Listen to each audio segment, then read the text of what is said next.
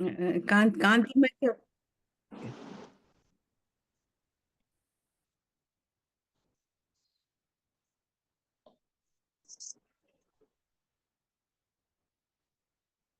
वसुदेवसुतं देवं कंसचाणूरमर्दनं देवकी परमानन्दं कृष्णं वन्दे जगद्गुरुं कृष्णं वन्दे जगद्गुरुं. எல்லாருக்கும் நமஸ்காரம். இன்னைக்கு நெக்ஸ்ட் செஷன் ஆரம்பிக்கலாம். This is the 7th session. நம்ம ஹம்ச கீதா பார்த்துட்டு இருக்கோம். அதுல சனத்குமாரர்களுக்கு ஒரு கேள்வி வந்தது. அதற்கு பதிலுக்காக அவர் பிரம்மாஜியை கேட்கும்போது பிரம்மாஜி யோசிக்கிறார். அவருக்கு சரியான பதில் கிடைக்கல. அதனால அவரு பகவானை நினைச்சு தியானம் பண்ணும்போது பகவான் அவங்க எதிர போறாரு. எப்படி போறாரு அப்படின்னா ஒரு ஹம்ச பக்ஷியா போறாரு. இந்த ஹம்ச பக்ஷின்றது திடீர்னு ஒரு அழகான பறவை எதிர் வந்த உடனே அது ஏதோ வினோதமா இருக்கு. சாதாரண பறவை சூச்சூன்னு துரத்தி அடிக்கிற மாதிரி ஒரு பறவை இல்லை, ஏதோ ஒரு மிக உன்னதமான பறவைன்னு தெரிஞ்ச உடனே நீங்க யாரு அப்படின்னு சொல்லி கேக்குறாங்க. அதுக்கு பகவான் ஹம்ச பக்ஷியா ஒரு பதில் சொல்றார். அதாவது அங்க ஒரு சாங்கிய யோகத்தையே அவர் ஒரே பதில் அவர் சொல்லிடுறார். நீ என்ன கேக்குற, நான் யார் அப்படின்னா நான் ஆத்மா லெவல்ல இருந்து சொல்லவா, பிரகிருதி லெவல்ல இருந்து சொல்லவா? பிரகிருதி லெவல்ல இருந்து சொன்னா கூட நம்ம எல்லாருமே ஒரே பஞ்சபூதங்களால் ஆனது. அப்போ உனக்கும் எனக்கும் வித்தியாசம் கிடையாது. மரங்கள், செடிகள், பறவைகள், மனிதர்கள், இந்த பூலோகம், இதுல இருக்க பொருள்கள் எல்லாமே பஞ்சபூத தத்துவமா தான் ஆனது. அதனால அதுக்கும் உனக்கும் நமக்கும் எந்த வித்தியாசமும் இல்லை. நீ என்ன கேள்வி கேட்கிற? இல்ல அதை தவிர்த்து ஆத்மா தத்துவத்துல பார்த்தா கூட இருப்பது ஒன்றுதான், அதுதான் பலவாறாக இருக்கிறது அப்படின்னு ஒரு உன்னதமான ஒரு நேரா எடுத்துட்டு போய் ஒரு பெரிய ஹையஸ்ட் நாலேஜே அவர் ஒரே இதுல கொடுத்துட்டாரு. இதுக்குதான் அவர் அன்னபக்ஷியா வந்தாரு. ஆனா இங்க சனத்குமார்கள் யோசிக்கிறாங்க, நான் என்ன கேட்டேன், நீங்க என்ன சொன்னீங்க, உண்மை புரியலையே அப்படின்னு இல்லை. அவர்கள் எல்லாம் மிகவும் வேத விற்பனர்கள். அதனால அவங்களுக்கு புரிஞ்சுக்கும், நமக்கும் ஓரளவு புரியுறது. அது நம்ம காலப்போக்குல அத நம்மளாலும் உணர முடியும் அப்படின்ற ஒரு நம்பிக்கை பகவான் அருளால அது நமக்கும் லபிக்கணும் அப்படின்றது. இங்க கேள்வி என்ன அப்படின்னு சொல்லிட்டு நம்ம ஒரு தடவை ரிவைஸ் பண்ணி பார்க்கலாம். இந்த புலன்கள் புலன் பொருள்கள் மேல மனசு ஈடுபடுது. மனசுக்குள்ள இந்த புலன் பொருள்களும் அதோட நுகர்வுகளும் சேர்ந்துடுது. இது ரெண்டையும் பிரிக்க முடியாம இருக்கு. இதுல ஆன்ம ஞானத்துல போறவங்க இதுல இருந்து எப்படி தப்பிக்கிறது அப்படின்னு கேக்குறாங்க. இப்ப இவங்களுக்கு ஆன்ம ஞானம்ல முதிர்ச்சி பெற்றவர்களா இல்ல இவங்களுக்கே இந்த சந்தேகமா அப்படின்னும் போது இவர்கள் பகவானால படைக்கப்பட்ட நேரடி படைப்பு. இவர்கள் என்ன பண்ண போறாங்கன்னா உலகத்தில இருந்து இந்த ஆத்ம ஞானத்தை எல்லாருக்கும் பரப்ப போறாங்க. அப்ப அவங்களுக்கு ஒரு விதமான டவுட் எல்லாம் இருக்கக்கூடாது இல்ல. இந்த கேள்வியை வேற யாரானா நாளைக்கு கேட்கும் போது எப்படி பதில் சொல்லணும் அப்படின்னு சொல்லி தெரியணும் இல்லையா? அதனால்தான் அவங்க இந்த மாதிரி ஒரு கேள்வியை முன்வைக்கிறாங்க. இந்த கேள்வியை பிரிக்கிறத பத்தி ஆத்ம மனதையும் புலனுகர்வு பொருள்களையும் மனதையும் அதில் ஏற்படக்கூடிய ஒரு உணர்வுகளையும் உணர்ச்சிகளையும் எண்ணங்களையும் எப்படிதான் பிரிக்கிறது அப்படி. இந்த பிரிப்பதற்காக ஹம்சபக்ஷி வந்திருக்கு. அது ஒரு செலஸ்டியல் பேர்டு. அதற்கு எல்லாரும் அதை பிரிக்கக்கூடிய சக்தி இருக்கு அப்படின்னு சொல்லி நம்ம பார்த்தோம். It is a simple of சத்துவம். அந்த வெள்ளையா இருக்கக்கூடிய அந்த அன்னபக்ஷி அது சத்துவத்தின் ஒரு ரெப்ரசன்டேஷன் மாதிரி.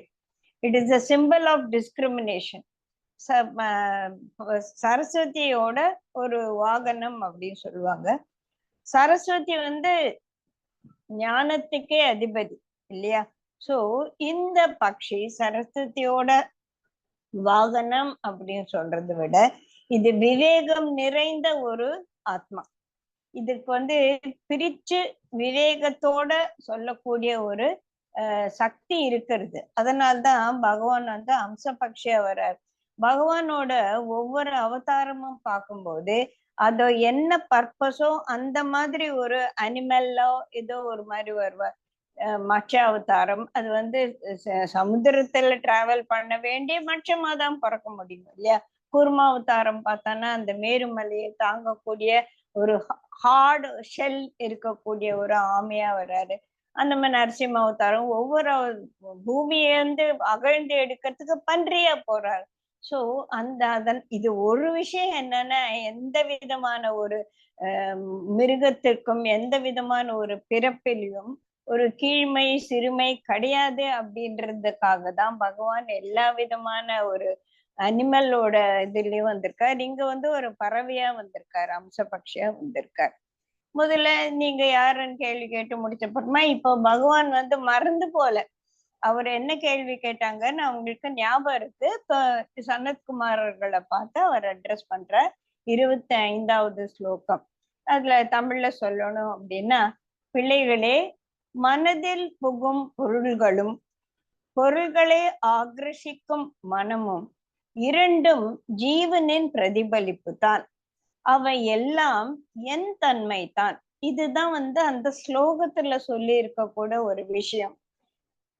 இது வந்து நம்ம அந்த பகவத்கீதையில நம்ம ஒரு இது ஒரு இடத்துல வந்து பகவானே சொல்றாரு, பஞ்சபூதங்களாகவும் மனம் புத்தி உங்களோட அகங்காரமாகவும் 8 விதமாக நான் உங்களுக்குள் இருக்கிறேன் அப்படின்னு சொல்லிட்டு. அப்ப ஒரு கான்சியஸ்னஸ் அது 8 விதமா இருக்கு. நான் எனக்குள்ள இருக்க பூமி தத்துவமும் அதுதான், எனக்குள்ள இருக்க வாயு தத்துவம், ஜல தத்துவம், அக்னி தத்துவம், அதை தவிர என்னோட மனம் புத்தி அகங்காரம் எல்லாமாகவும் இருக்கக்கூடியது அந்த ஜீவன். அந்த ஜீவன் வந்து ஒரு கான்சியஸ்னஸோட ஒரு பகுதி இல்லையா? அதனால்தான் சோ 8 விதமா நான் உனக்குள்ள இருக்கேன், எல்லாமே நான் தான் அப்படின்னா நம்ம எனக்கு வந்து ஒரு சின்னமா ஒரு எக்ஸ்பிளனேஷன் தோணுச்சு. நம்ம சின்ன குழந்தைங்க வந்து சாப்பாடு ஊட்டும் போது சாப்பிடாம ரொம்ப ரகலை பண்ணுவாங்க இல்லையா? அவங்களோட புத்தியம் நம்ம மாத்துக்கிறது சாதத்தை எல்லாம் சப்ப சப்பையா பண்ணி அது 8ஆ பிரிச்சு, இது பாம்பே, இது சென்னை, இது நம்ம அப்பா இருக்கிற ஊரு, இது நம்ம பெரியம்மா இருக்கிற ஊரு அப்படின்னு சொல்லும்போது குழந்தைங்களா நான் பெரியம்மா ஊரை சாப்பிட்டுட்டேன், நான் வந்து பாம்பேயை முழுங்கிட்டேன் அப்படின்னு ஒரு சந்தோஷமா சாப்பிடும். அதாவது அது பாம்பேயும் சாப்பிடல, மெட்ராஸையும் சாப்பிடல, அது சாப்பிட்டதெல்லாம் கீரை பருப்பு சாதம் தான். அந்த மாதிரி நமக்குள்ள 8 விதமா இருந்தாலும் இருப்பது அந்த ஒரு சக்தி. அந்த சக்தியும் பகவானோட ஒரு வெளிப்பாடுதான். அங்கேயும் நான் தான் இருக்கேன் அப்படின்னு சொல்லிட்டு பகவான் சொல்றார். சோ இது வந்து நான் என்னோட கேள்விக்கு பதிலா அப்படின்னா இந்த கேள்வியில இந்த பதில இருக்கக்கூடிய ஒரு சூட்சமமான ஒரு எக்ஸ்பிளனேஷனை நம்ம வந்து அவர் இன்னும் நல்லா நமக்கு விளக்க போறார். இதெல்லாம் வந்து பிரதிபலிப்பு அப்படின்னா ஒரு பிம்பம். இப்ப கண்ணாடி எதிரில நான் நின்னா என் மூஞ்சி தெரிய போறது. அந்த நான் பார்த்துட்டே இருக்கும்போது எங்கிருந்தோ ஒரு கல்லு வந்து அந்த கண்ணாடி சில்லு பில்லமா ஒரு 10 12 சில்ல விழுந்துட்டானா குஞ்சு பார்த்தோன்னா எல்லாத்துலயும் என் மூஞ்சி தெரியும். அப்ப 10 ஜெய்ஷா இருக்காங்க, இல்ல இருப்பது ஒண்ணுதான். ஒண்ணு பலவாறாக பிரதிபலிக்கிறது. இது வந்து ரொம்ப ஒரு இம்பார்ட்டன்டான கான்செப்ட். இத வந்து நம்ம 100 வார்த்தையில தினம் பூரா இதையே தியானம் பண்ணாலும் இத மனசுக்குள்ள உணர்வது என்பது வந்து ரொம்ப கஷ்டம். அதுக்கு நம்ம முயற்சி பண்ணிதான் ஆகணும். முயற்சி என்னோட இதுதான். அது என்னைக்கு எனக்கு லபித்தமாகும் அப்படின்னு பகவானோட ஒரு கருணைக்காகவும் நம்ம காத்துட்டு இருக்க வேண்டியது. சோ இருந்த உடைந்த கண்ணாடியில சில்லுல இருக்கக்கூடிய எல்லா பிரதிபிம்பங்களும் ஒண்ணுதான். இதேதான் போன கிளாஸ் தன்ராஜ் சார் எக்ஸ்பிளைன் பண்ணாரு இல்லையா?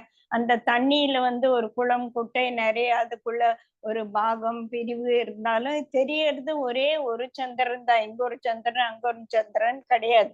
இருப்பது ஒண்ணுதான். அது இதுதான் இருப்பது ஒன்றுதான். அது பலவாறாக தெரிகிறது. The multiplicity is appearance. அதுதான் மாயா அப்படின்னு சொல்றது. இந்த மல்டிப்ளிசிட்டிய நம்ம பிடிச்சுண்டோம்னா அந்த ஏக்க தத்துவம் நமக்கு புரியாம போகும். அந்த ஏக்க தத்துவம் பின்னாலே இருக்கு. இப்போ மண்பானையில எடுத்தானா பானை யானை ஒண்ணுதான்யா, எல்லாமே மண்ணால் செய்யப்பட்டது அப்படின்னா ஓகே சரிதான். அதுக்காக நான் யானையில தண்ணி பிடிச்சு குடிக்க முடியுமா? So the transactional truth is different. The ultimate truth, சத்துவம், சத் என்பது ஒன்று. அதை நம்ம பேக்ரவுண்ட்ல நம்ம வந்து ஸ்ட்ராங்கா வச்சுக்கிட்டு, அதுக்கு எப்படி டிவி ஸ்கிரீன் வந்து இருக்கு, அது நல்லா ஒழுங்கா அது பிரதிபலிக்க கூடிய ஒரு ஸ்கிரீனா இருந்தாதான் நான் வந்து இந்த சீரியல் எல்லாம் பார்க்க முடியும். ஆனா அதுல 100 சீரியல் வரலாம். நான் இந்த டிவி வாங்கினதுல இருந்து அதுல நான் 200 படம் பார்த்திருக்கலாம். ஆனா அந்த எதுவுமே அதுல இல்ல. இருக்கிறது ஒரே ஒரு டிவி ஸ்கிரீன் தான். அந்த மாதிரி நம்ம கான்சியஸ்னஸ் நம்ம வந்து ஒரு பக்குவப்படுத்தி வச்சுக்கணும். அதுதான் ரொம்ப முக்கியம். சோ இந்த சித்தத்தில் தான் உனக்கு வந்து இந்த பொருளும் இருக்கு, மனமும் இருக்கு. இந்த மனமும் சித்தமும் எப்படிடா பிரிக்கிறது அப்படின்னு வரும்போது, இந்த பிரிக்கிறதுன்றது யோசிக்கிறது. உனக்கு ஒரு பிரச்சனை வந்துடுச்சா, அந்த பிரச்சனையே என்ன பண்றது என்ன பண்றது என்ன யோசிச்சோன்னா நமக்கு வந்து அதுல இருந்து ஒரு விடிவோ அதுக்கு ஒரு பதிலோ கிடைக்காது. கொஞ்ச நேரம் அந்த பிரச்சனையில இருந்து நம்ம தூரம் வரணும். வெளியில வந்து நிற்கும் போதுதான் அந்த அந்த ஒரு பேர்ட்ஸ் ஐ வியூல அந்த பிரச்சனை முழுதுமாக நமக்கு புரியும் போது, ஓஹோ இதை இப்படி சால்வ் பண்ணணும் அப்படின்னு. இது வந்து எந்த விதமான ஒரு பிரச்சனைக்கும் when we come to a crossroad, then we don't know how to go to, இந்த பக்கம் போகணுமா இந்த பக்கம் போகணுமான்னும் போது நம்ம மௌன குரு அப்படின்னு சொல்லி யோசிப்பாங்க, எது போ ரைட்டு அப்படின்னு சொல்லிட்டு நமக்கு ஒரு டிவைன் கைடன்ஸ் வரும். அந்த மாதிரி நம்ம அந்த பிரச்சனைக்குள்ளேயே இருந்து குழப்பிக்கிட்டே இருந்தோம்னா நமக்கு அதுக்கான பதில் வந்து விடை கிடைக்காது. இது வந்து இந்த பெரிய இந்த கருட பட்சி வந்து எக்ஸாம்பிளா சொல்லுவாங்க. மழை பெய்யுது, பெரிய கருமேகங்கள் இருக்கு, மழை பெய்யுது, இந்த பேர்ட்ஸ் எல்லாம் வந்து ஒவ்வொரு பறவையும் தனக்கு தெரிஞ்ச ஒரு நிலையில போய் அது தாங்கிக்கும். சில சமயத்துல கூடுக்குள்ள போயிடும். அது கூடு இல்லாத இந்த மாடப்புறா எல்லாம் வந்து எதனா ஒரு மாடத்துல போயிடுச்சுக்கும். இந்த ஆனாலும் அந்த மழை பெய்யறது, அந்த குளிர், அந்த கசகசா அதுக்கு இருக்கும். ஆனா இந்த கருட பட்சி என்ன பண்ணும்னா, எட போட அப்படின்னு இந்த மழை மேகங்களுக்கு எல்லாம் மேல போகக்கூடிய சக்தி அதுக்கு இருக்கு. அந்த மழை மேகங்களை தாண்டி போனா அங்கேயும் சூரிய ஒளிதான். சோ அந்த மாதிரி இந்த பிரச்சனையில இருந்து நம்ம வெளியில வரும்போதுதான் நமக்கு அதோட ஒரு தெளிவு கிடைக்கும். அப்பதான் அந்த பிரச்சனைக்கான ஒரு விடிவும் கிடைக்கும் அப்படின்றது ஒரு நியதி. சோ இப்ப எனக்கு என்ன பிரச்சனை, இந்த மனசையும் இந்த எண்ணங்களையும் எப்படி பிரிக்கிறது அப்படின்னா, இங்க என்ன சொல்றேன், ஏன் பிரிக்கணும், பிரிக்காத விடு, விட்டுரு அப்படின்னா, what you resist will persist அப்படின்னு சொல்லுவாங்க இல்லையா. வேண்டாம் இந்த எண்ணங்கள் வரக்கூடாது, எண்ணங்கள் வரக்கூடாதுன்னா அது இன்னும் ஜாஸ்தியா இருக்கும். குருஜி அதான் சொல்லுவார், தியானம் பண்ணும்போது when you get thoughts, don't worry about it, let the thoughts come, let it become multiply. ஒரு தாட்டா 2 தாட்டா 100 தாட்டு வச்சுக்கோ, ஓட்டு ஓட்டு ஓட்டு ஓட்டு அப்படின்னு ஒரு தியானத்துல சொல்லுவாரு. இந்த when you train the horse, அது கூட அப்படித்தான் அது சொன்னேன். இந்த ட்ரெயினரோட பேச்சு கேட்காது, அது ஓடு ஓடு ஓடு ஓடுன்னு ரவுண்ட் ரவுண்ட் ரவுண்ட் ரவுண்டா அதை ஓட விட்டு அது அப்படியே களைச்சு நிற்கும் போது அது இந்த புல்லு குட்டா தின்னுட்டு ஓஹோ இவன் சொன்ன பேச்சு கேட்கலாம் அப்படின்ற ஒரு புத்திக்கு அது ஒரு அந்த மாதிரி மனதுல வந்து நம்ம எண்ணங்கள் தவிர்க்கணும் தவிர்க்கணும் தவிர்க்கணும்னு நினைக்கும் போது இன்னும் 4 எண்ணம் வரதான் செய்யும்.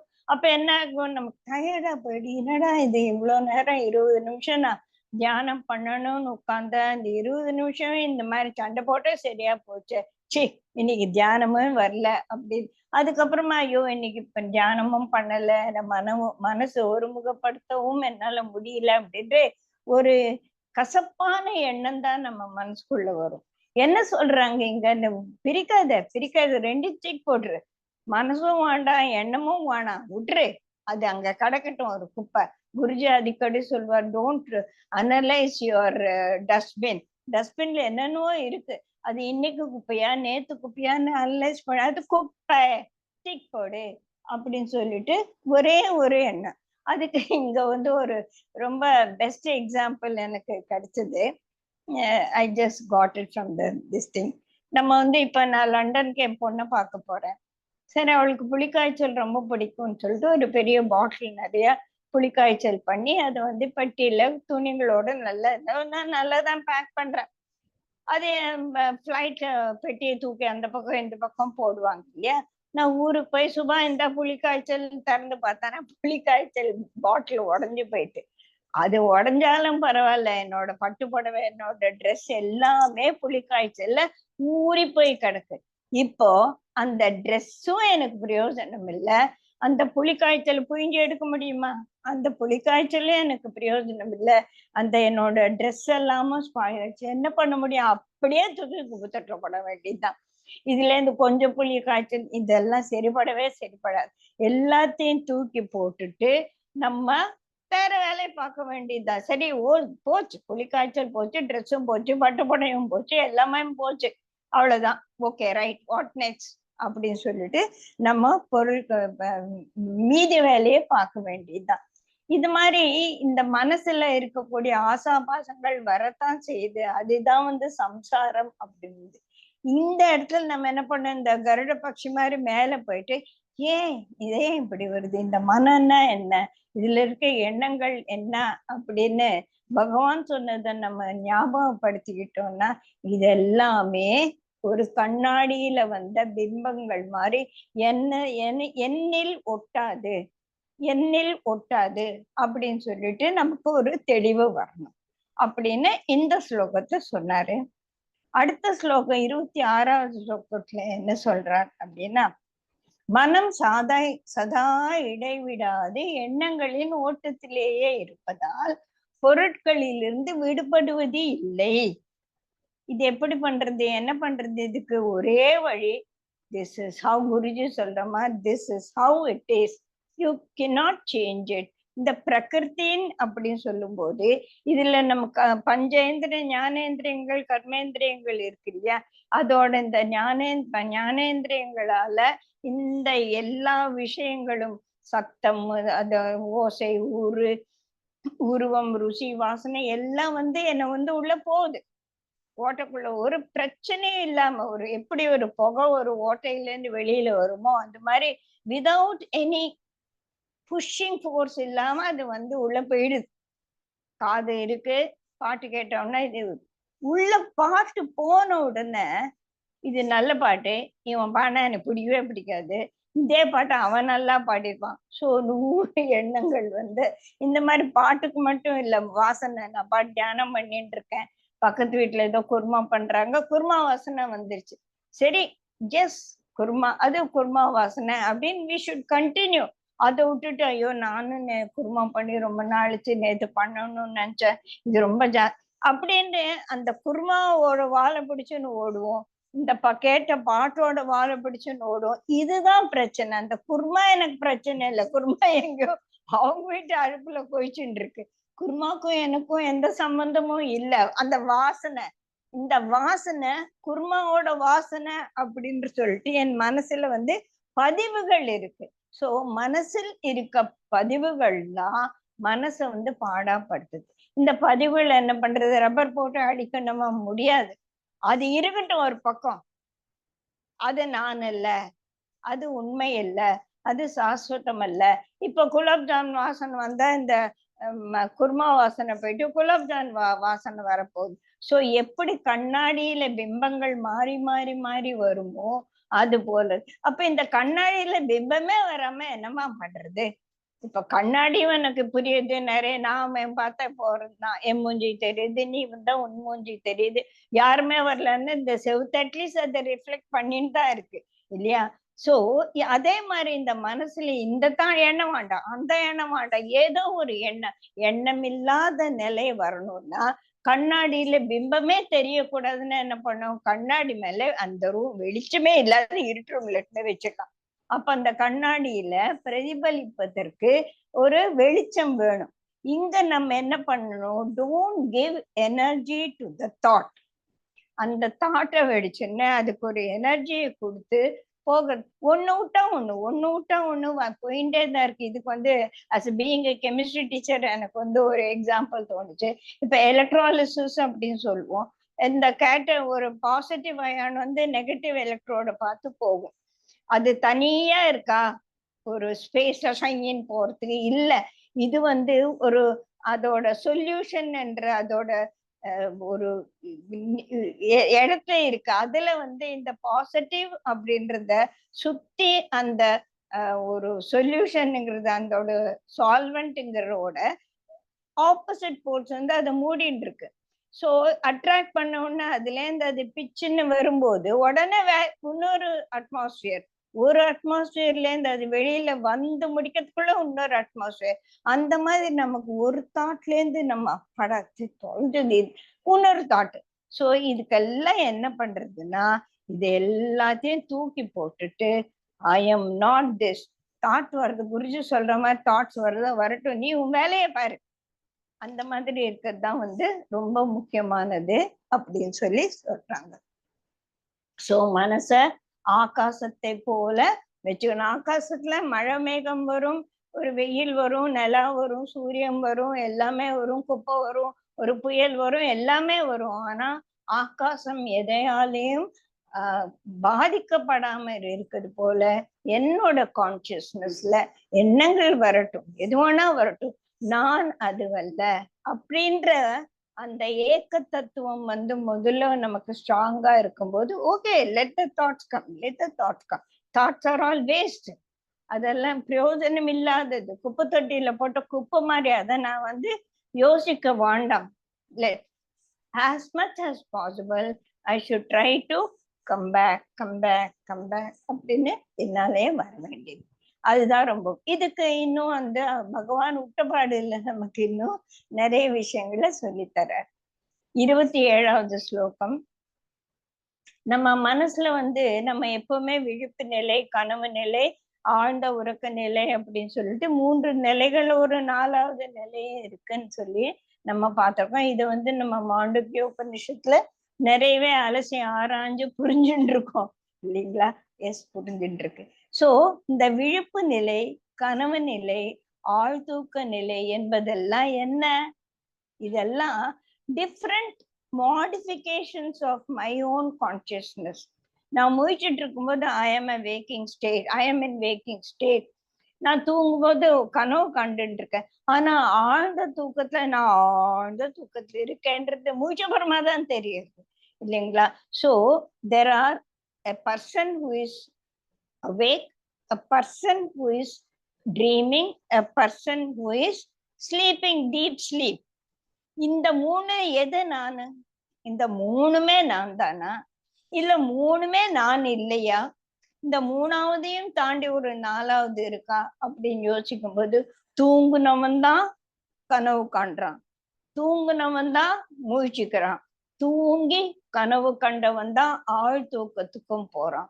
இப்போ நம்ம தியானம் வந்து நமக்கு லலிதமாச்சுன்னா இந்த ஆழ்ந்த தூக்கத்தை போல விழிப்பு நிலையிலேயே நம்மளால இருக்க முடியும். விழிப்பு நிலை, நான் தூங்குவேன்னா இல்ல. நம்ம வந்து கிரியா முடிச்ச அப்புறமா நிறைய பேருக்கு வந்து அந்த ஒரு ஃபியூ செகண்ட்ஸ் அந்த எக்ஸ்பீரியன்ஸ் வரும். அப்ப நமக்கு டீச்சர் கிட்ட கேட்ப, நான் தூங்கிட்டேனா? அது நான் தான் சொல்லணும். தூங்கிட்டேன் போல இருக்கேன்னா அது தூக்கம் இல்ல, அது வேற ஒன்று அப்படின்னு நமக்கு டீச்சர் சொல்லி அனுப்பாங்க. அது வேற ஒண்ணும் புரிய மாட்டேங்குது. சோ நான் தூங்கவும் இல்லை, கனவு காணவும் இல்லை, நான் ஆழ்ந்த உறக்கத்துக்கும் போகல. ஆனா ஒரு நிலையில இருந்தேன். அந்த இடத்துலதான் மனசு இந்த எப்படி கண்ணாடி எடுத்துட்டு போய் இருட்டு ரூம்ல வச்சு ஒரு பிரதிபலிப்பும் இல்லாம இருக்கோ அந்த மாதிரி ஒரு எண்ணங்கள் இல்லாத ஒரு நிலை இருக்கு. அதுக்கு ஒரு நாள் போவோம். சில சமயத்துல தியானம் பண்ணும்போது ரொம்ப நேரம் தியானம் பண்ண ஒரு ஃபியூ செகண்ட்ஸ் அந்த எக்ஸ்பீரியன்ஸ் வரலாம். அதுக்கு நம்ம பிராக்டிஸ். இன்னைக்கு வந்து ஒரு செகண்ட் தான் வந்துச்சு, சரி நெக்ஸ்ட் டைம் அந்த ஒரு செகண்ட் வந்துச்சு, அது எவ்வளவு இன்ட்ரெஸ்டிங்கா இருந்தது, அது எவ்வளவு ஆனந்தமா இருந்தது, அதுக்கு நான் எட்டி பிடிக்கணும் அப்படின்னு சொல்லி நம்ம முயற்சி பண்ணதான் அது வரும். எப்போ நான் விழிப்பு நிலையில இருக்கிறேனா, தூக்க நிலையில இருக்கிறேனா, எல்லாமே நான் தான். இதை விழிப்பு நிலையில் இருந்த என்னையும் தூங்கி கனவு கண்ட என்னையும் ஏதோ பார்த்துட்டு இருக்கேன், அந்த இடத்துக்கு நான் போறேன்.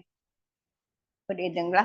அந்த இடத்துக்கு போகும்போதுதான் நம்ம எதிர்பார்த்துட்டு இருக்க எப்பவுமே இருக்கக்கூடிய அந்த ஆனந்த நிலை வரும். புரியுதுங்களா? இப்ப என்ன சொல்றாங்க அப்படின்னா, நீ விழிச்சுட்டு இருக்கியே, நீ இப்போ கனவுல எனக்கு ஒரு பெரிய பிரச்சனை வந்தது, நான் புலி என்ன துரத்துச்சு எல்லாம் அந்த கனவு நிலையில I was undergoing lot of tension. நிறைய பிரச்சனை இருந்துச்சு எனக்கு கனவு நிலையில.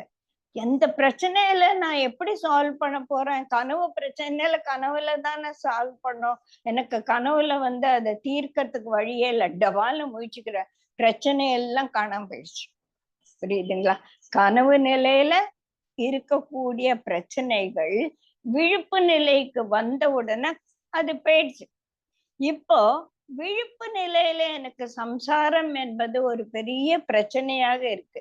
நல்லது, கெட்டது, வேண்டியது, வேண்டாதது எல்லாமே சேர்ந்து ஒரு சோ இங்க பகவான் என்ன சொல்றார், எப்படி நீ கனவு நிலையில இருக்கிற பிரச்சனைகளை விழிப்பு நிலை வந்தவுடனே காணாம போச்சோ, இப்ப நீ வீழ்ச்சின்னு இருக்கியே, வேக்கிங் ஸ்டேட் நீ நினைச்சுட்டு இருக்கியே, இது கூட ஒரு கனவு மாதிரி தான். when you awaken to the truth, அந்த ஞானம் என்ற ஒரு விழிப்பு நிலை வரும்போது, இப்ப நான் விழிப்பு நிலை நினைச்சிட்டு இருக்கிறது கூட ஒரு தூக்க நிலை மாதிரி இருக்கும்.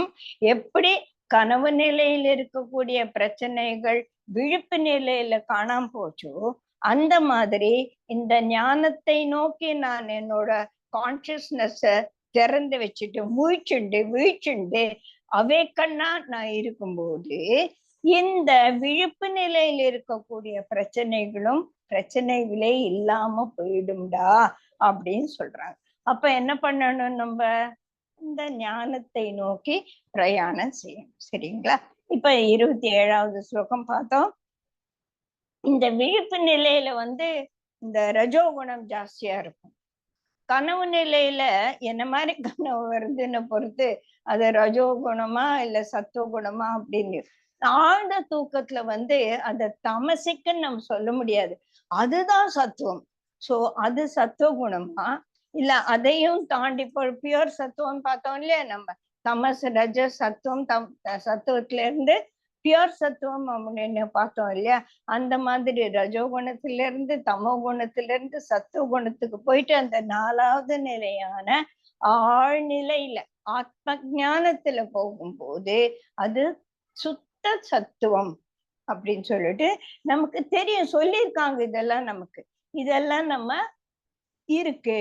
தெர் இஸ் ஒன், அந்த இடம் உன்னதமான இடம், அதை நோக்கி நான் பயணம் பண்ணிட்டு இருக்கேன் அப்படின்ற at least we are all awakened to the fact, right? அதெல்லாம் நமக்கு ஒரு அதிர்ஷ்டம் தான் சொல்லணும். சோ இது எப்படி வரும்? ஆன்மீக ஈடுபாடு. சாங்கிய யோகத்தை திருப்பி திருப்பி திருப்பி திருப்பி படிக்கணும். சாங்கிய யோகம் தான் இங்க ஹம்சகீதா பூராவுமே. சாங்கிய யோகத்தை மட்டும் நம்ம நல்லா புரிஞ்சுண்டு கிளீனா அதுல என்ன சொல்லியிருக்காங்க அப்படின்றது கம்ப்ளீட்டா நமக்கு புரிஞ்சதுன்னா ஆன்ம ஞானம் என்ற ஒரு பூ தானாக நமக்குள்ள மலரும். சோ ஆன்மீக ஞானம் நம்மை இந்த தூக்கத்திலிருந்து விழிப்புடன் வெளியில வர்றதுக்கு நமக்கு ஹெல்ப் பண்ணும். அதை நோக்கி நம்ம பிரயாணம் செய்யணும் அப்படின்னு சொல்லி இப்ப 28வது ஸ்லோகத்துல என்ன சொல்றாருன்னா இன்னொரு கருத்தை கொண்டு வர்றாரு. அடுத்த ஸ்லோகத்தில் பகவான் வேறு ஒரு எண்ணத்தை கொண்டு வருது. என்னன்னா, நான் 3 நிலைகளிலும் அவருக்கு சாட்சியாக இருந்தேன் என்பதை புரிந்து கொள்ளணும் அப்படின்னு சொல்லிட்டாங்க. புரிஞ்சுக்கலன்னா என்ன? ஏன் புரிஞ்சுக்கணும்? நானு எனக்கு ஒண்ணுமே புரிய மாட்டேங்க. சரி பேசாம இருக்கு, ஒன்னும் பிரச்சனையே கிடையாது. அப்போ இந்த பந்த பாசம் என்ன படுத்துறதுன்னு நீ கம்ப்ளைண்ட் பண்ணக்கூடாது. புரியுதா? இந்த மாதிரி ஒரு ஆன்ம நிலையில நம்ம ஈடுபட்டு விழிப்பு நிலையில் இருக்கக்கூடிய பிரச்சனைகள் ஞானத்தை நோக்கி நம்ம விழித்து எழும்போது காணாம போகும் அப்படின்றது இப்ப நான் புரிஞ்சுட்டேன்.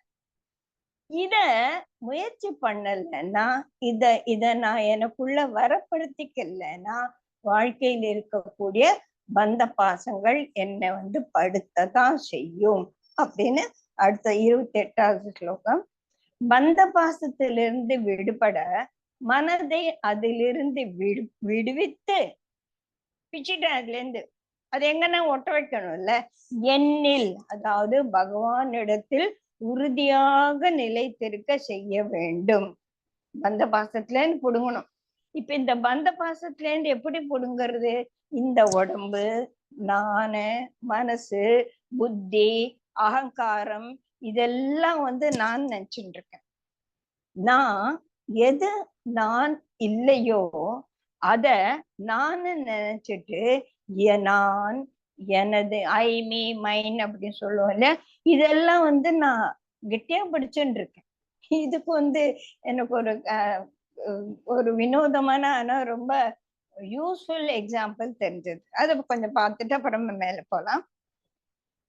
ஒரு ஏர்போர்ட்ல ஒருத்தன் உட்காந்துருக்கான். இஸ் கோயிங் டு எல்லாம் செக்இன் பண்ணிட்டு அந்த போர்டிங் ஃபிளைட்டுக்காக காத்துட்டு இருக்கான். அந்த சமயத்துல ஒரு அழகான பொண்ணு வரா. அந்த அழகை பார்த்து இவருக்கு ரொம்ப ஆக்ரஷனம் ஆயிடுச்சு. அடடே, இந்த பொண்ணு நம்ம எப்பவுமே இருப்பாங்களே இந்த அழகானவங்க, நம்ம பக்கத்துல வர மாட்டாங்களா, நம்மளோட பேச மாட்டாங்களா அப்படின்னு அவன் உட்காந்துருக்கான். அந்த பொண்ணு என்ன பண்றது, ஒரு பெரிய பெட்டியை வச்சுட்டு பக்கத்துல உட்காந்து ஈனிலிக்கிறதே ரொம்ப அப்படியே ஒரு கிளவுட் 9ல பறந்துட்டு இருக்கான். ரைட்டா? அந்த பொண்ணு என்ன சார், எனக்கு அவசரமா ஒரு போன் கால் பண்ணணும், என் பெட்டி இங்க வச்சுட்டு போறேன் பாத்துக்கோங்க சார் அப்படின்னு சொல்லிட்டு அது போறது. சரி, அதுக்குள்ள போர்டிங் த பிளேனுக்கு அனௌன்ஸ்மெண்ட் எல்லாம் வந்தாச்சு. இந்த பெட்டி என்ன பண்றது, பேசாம விட்டு போக வேண்டியது தானே. அது என் பெட்டி இல்லையே. இவனுக்கு அந்த பெண்ணு மேல இருக்க ஒரு அட்ராக்ஷனால, சரி எப்படியும் அந்த பெண்ணு இந்த ஃபிளைட்ல தானே ஏற போறது, உள்ள போய் கொடுத்துடலாம் அப்படின்னு ஏறுறான். ஏறும்போது அவங்க செக் பண்ணும்போது, என்ன சார் இந்த பெட்டி உங்களுக்கு தானே, you have to possess it இல்ல. ஆமா சார், என் பெட்டி தான் அப்படின்னு சொல்லி ஏத்திட்டாங்க. அங்க இறங்கும் போது பார்த்தானா அதுல சம் கான்ட்ராபிராண்டட் ஏதோ வேண்டாத பொருட்கள்லாம் இருந்தது. அதனால போலீஸ்காரன் பிடிச்சிட்டேன். இது உங்க பெட்டி தான். இப்போ இது என் பெட்டி இல்ல. நான் இது என் பெட்டி இல்லைன்னு சொல்ல முடியாது. Because I started possessing it. என் பெட்டி தான் சொல்லிதான் நான் ஏறி இருக்கேன். ஏறின அப்புறமா இப்போ இல்ல இல்ல என் பெட்டி இல்லைன்னு சொல்ல முடியாது இல்லையா? சோ எது என்னது இல்லையோ அதை நான் எனது என்று சொந்தம் கொண்டாடும் போது அதுல இருந்து இவனுக்கு அந்த பெட்டி நீ உண்டுதான் அப்படி எஸ்டாப்ளிஷ் ஆயாச்சு. அதுல இருக்க பொருள்கள்லாம் உன்னாலதான், அதுல பனிஷ்மெண்ட்டும் உனக்காக தான். அவனை தூக்கி ஜெயில போட்டு வாழ்நாள் பூரா அவன் பெரிய கஷ்டத்தை அனுபவிக்க வேண்டிய ஆயிடுச்சு. அந்த மாதிரிதான் எதெல்லாம் நான் இல்லையோ அதை எந்த இடத்துல தூக்கி போடணுமோ அது தெரியாததால அதை நான் வச்சுண்டு அதையே சுமந்துண்டு கஷ்டப்பட்டு இருக்கேன். அத என்னால தூக்கி போடவும் முடியல. இந்த உடம்பு தான், இந்த உடம்பு வேணும். இந்த உடம்பு இல்லாம நான் என்னோட வாழ்க்கையோ, நான் இந்த ஆன்ம ஞானத்தையோ, இந்த ஒரு ஆன்மாவிலையோ லைத்து இருக்கிறது கூட எனக்கு இந்த உடம்பு தான் தேவையா இருக்கு.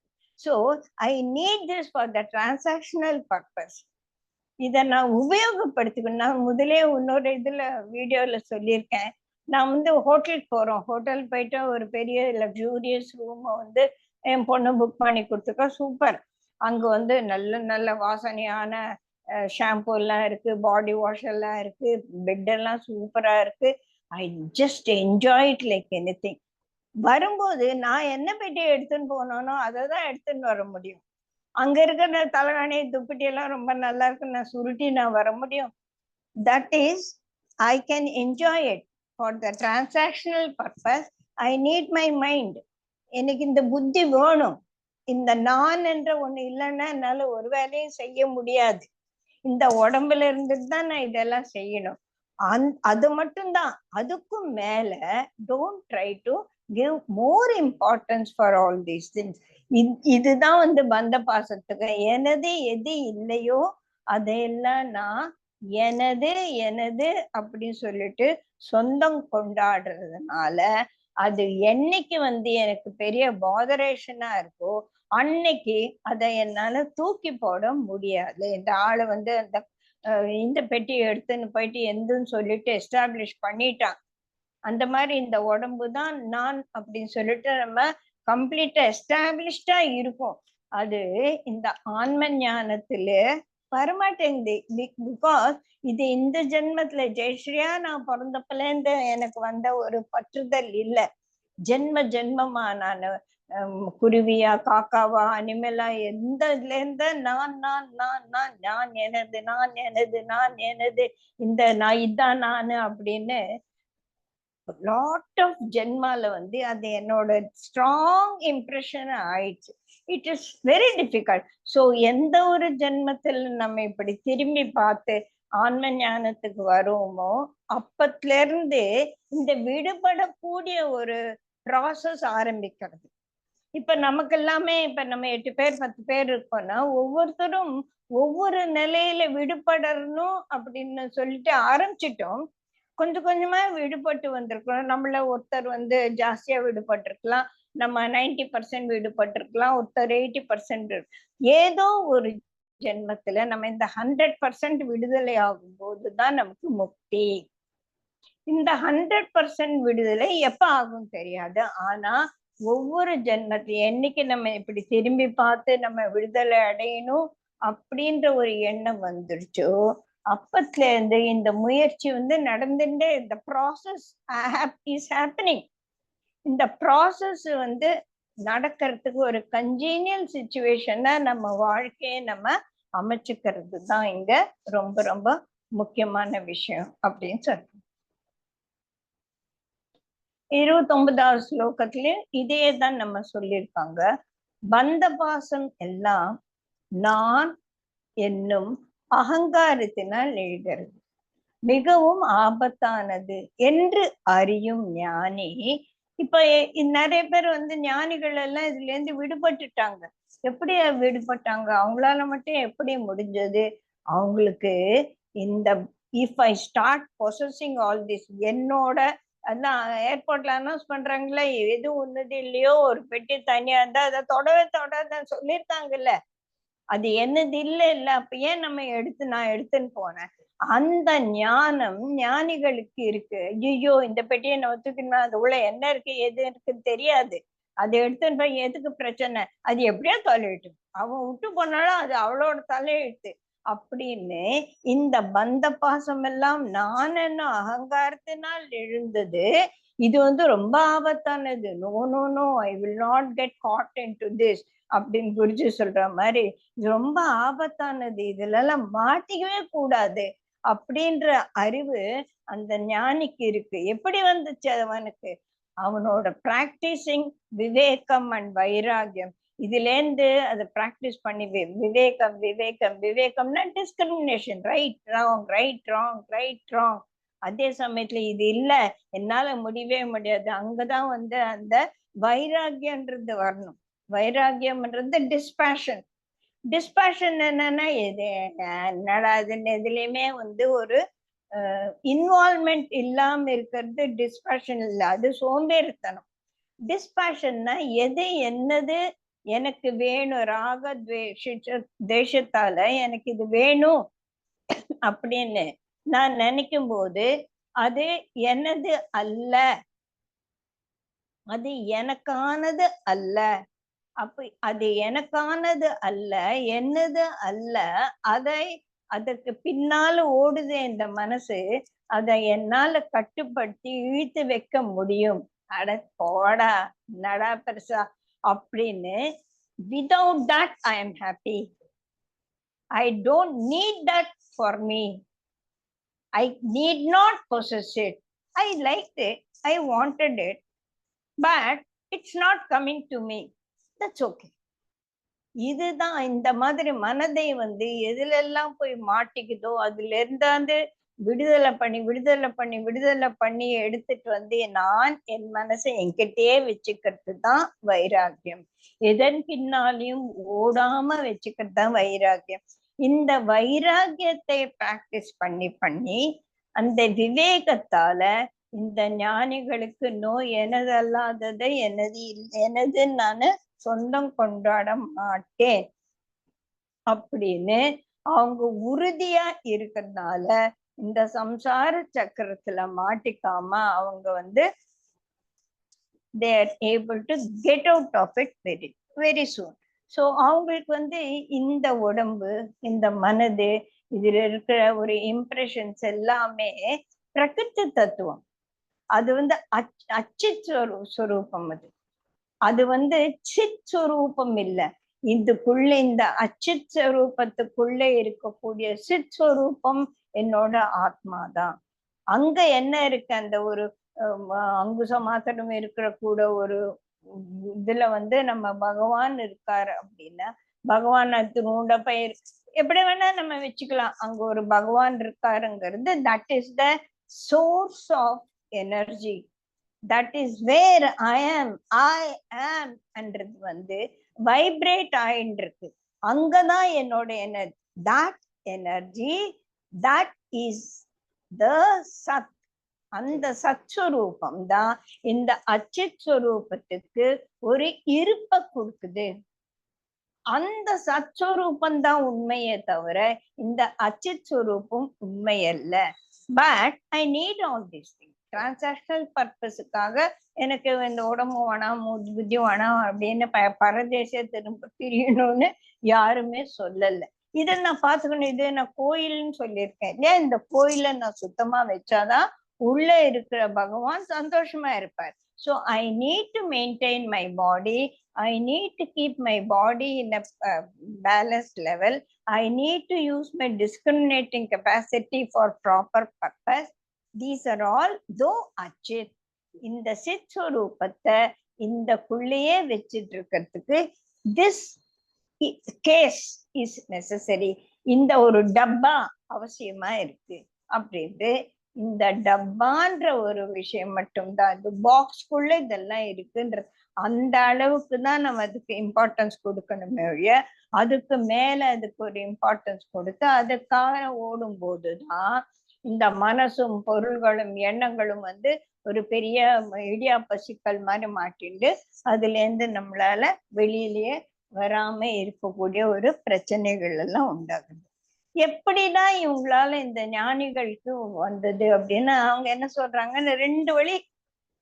எய்தர் நீ இதெல்லாம் இந்த மாதிரி விஷயம் இத பத்தி எல்லாம் ஞானத்தை தெரிஞ்சுட்டு ஞான பாதையில போய் வா. அது வந்து ஒரு சுற்று பாதைன்னு வச்சுக்கலாம். கொஞ்சம் கஷ்டமானது, முயற்சி வேணும், நிறைய வந்து எனர்ஜி ஆகும், அதுக்கெல்லாம் வந்து தேவை. அது ஒரு பாத். எல்லாம் எனக்கு வேணாம், எனக்கு இதெல்லாம் தெரியவே தெரியாது, நீ என்ன பாத்துக்கோ அப்படின்னு சரணாகதி.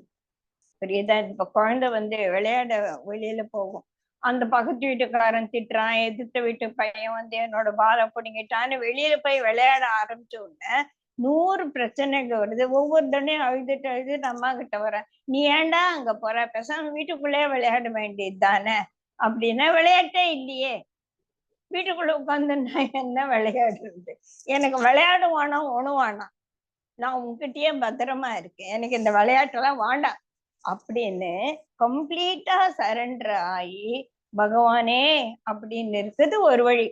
அது பக்தி மார்க்கம். இப்ப தியாகையெல்லாம் அவங்களுக்கு மேல ஒரு பக்தி மார்க்கத்துல இருந்தவங்கள நம்ம சொல்ல நிறைய பேர் நமக்கு தெரிஞ்ச ஒரு எக்ஸாம்பிள் தியாகையா அப்படின்னு வச்சுக்கலாம். அவர் ராம பக்தியில எவ்வளவோ பண்ண. அப்போ அந்த பக்தியில நம்ம இருந்தானா பந்த பாசங்கள் இல்லையா? அப்ப இந்த பந்த பாசங்களால வரக்கூடிய சம்சார சக்கரத்துல நான் மாட்டிக்க மாட்டேன்னு நிச்சயம் மாட்டிப்பேன். அவருக்கு வராத கஷ்டங்களா இல்லையா? சாப்பாட்டுக்கே இல்லாத நிலைமையில கூட அந்த ராம பக்தி ராமநாமத்தை அவர் மறக்கல. அப்போ இந்த பக்தி மார்க்கத்துல போனாலும் இந்த சம்சார சக்கரத்துல இருக்கக்கூடிய பிரச்சனைகள் தாக்கத்தான் செய்யணும். அப்ப நான் ஏன் பக்தி மார்க்கத்துக்கு போனோம் வேண்டாம், ஞான மார்க்கத்துக்கோ? அது எனக்கு புரிய மாட்டேன். ஒண்ணுமே இல்லையா, பேசாம இரு, சம்சார சக்கரத்துல மாட்டிண்டு எத்தனை ஜென்மம் வேணா எடுத்துட்டே இருக்கலாம், ஒரு பிரச்சனையும் கிடையாது. அப்போ பக்தி மார்க்கத்துல நான் போகணும்னு நினைச்சிட்டானா எனக்கு பிரச்சனைகள் வரும்.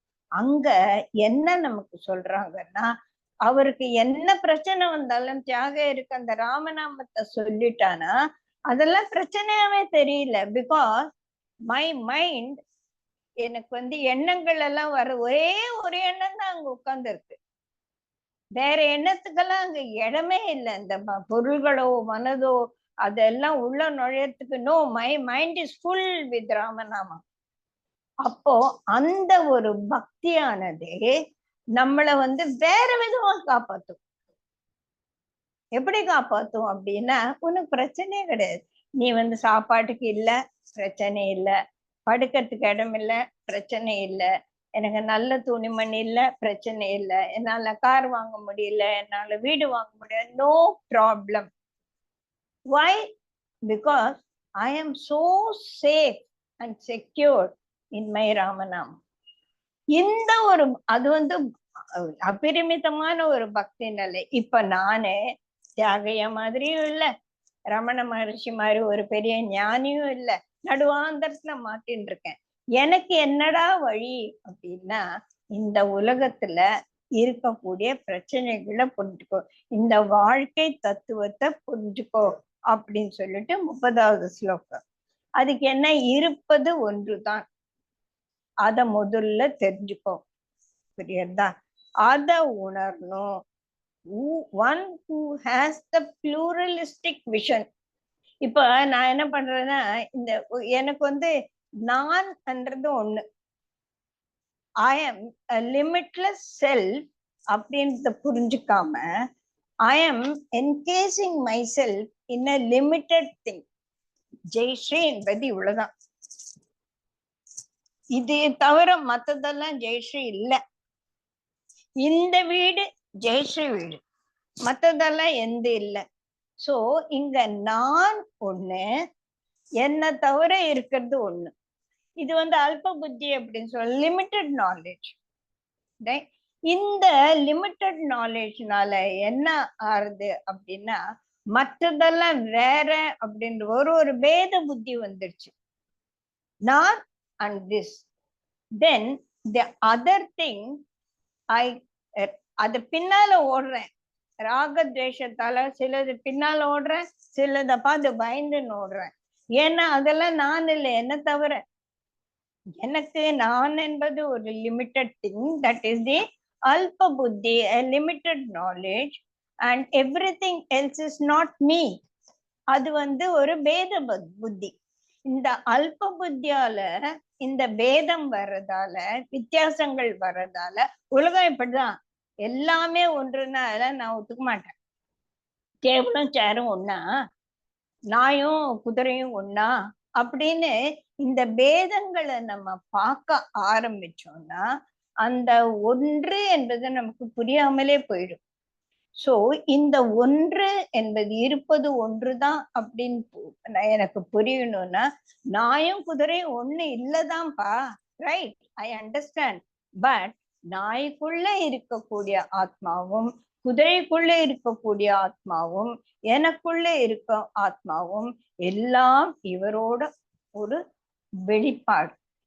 இந்த சக்தியோட வெளிப்பாடு. பகவான் தத்துவத்தை, பரமாத்மா தத்துவத்தை, பிரம்ம தத்துவம் தான் எல்லாத்துக்குள்ள இருக்குது அப்படின்ற அந்த புத்தி வரணும்னா, இந்த லிமிட்டட் செல்ஃப் அண்ட் தி பேதங்கள் எனக்குள்ள இருந்து மறையணும். பேதங்கள் எப்படி மறையும்? இந்த பேதங்களோட இருக்கிறது தான் உலகம். உலகம் பலதரப்பட்டதா இருக்கு. That is a pluralistic vision. But இது பின்னாலே இருக்கக்கூடிய அந்த ஏக்க தத்துவத்தை நான் ஒரு மாதிரியா புரிஞ்சுக்கணும். எப்படியென்னா புரிஞ்சுக்கணும். நீ பக்தி வழியில புரிஞ்சுக்கிறியோ, ஞான வழியில புரிஞ்சுக்கிறியோ, இல்ல கர்ம வழியில, எத்தனையோ பகவான் பகவத்கீதையில எத்தனை வழி சொல்லியிருக்காரு. எப்படியோ அந்த 12th சாப்டர் அந்த பக்தி மார்க்கத்தை படிச்சேன்னு இப்படி பண்ணு, சரி இது வேண்டாமா இந்த மாதிரி பண்ணு அப்படின்னு எத்தனை சாய்ஸஸ் கொடுக்குற. ஏதோ ஒண்ணு எனக்கு பிடிச்சத ஒரு சாய்ஸ ஹோட்டல் பண்ணானா நிறைய சாப்பாடு இருக்கு, எனக்கு பிடிச்சது என்னால ஜெரிக்கக்கூடியது நான் வாங்கி சாப்பிட்டோம் இல்லையா. அந்த மாதிரி நிறைய வழிகள் இருக்கு. எந்த வழி உனக்கு வேணுமோ அந்த வழி எடுத்து finally what is the purpose? I need to be happy. நான் இந்த சம்சார சக்கரத்துல மாட்டிண்டு பிரச்சனைகள் என் தலைக்குள்ள வரும்போது எல்லாத்தையும் தூக்கி போட்டுட்டு நான் ஆனந்தமயமானவன் என்பதை உணரணும்.